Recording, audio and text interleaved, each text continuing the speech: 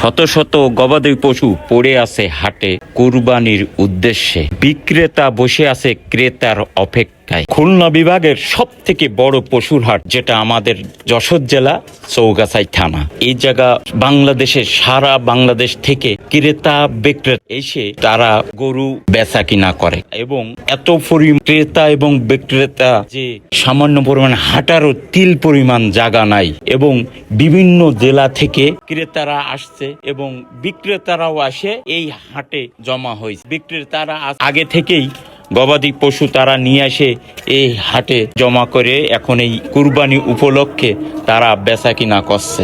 আমাদের এই চৌগাছার হাট সারা বাংলাদেশে সুনামধন্য হওয়ার কারণ একটাই, ক্রেতা বা বিক্রেতারা বেচা কিনা করে তারা খুশি মনে বাড়ি ফিরতে পারে। এই জন্য চৌগাছার হাট সারা বাংলাদেশে সুনামধন্য। ভিডিওটি ভালো লাগলে সবাই শেয়ার করে দেবেন।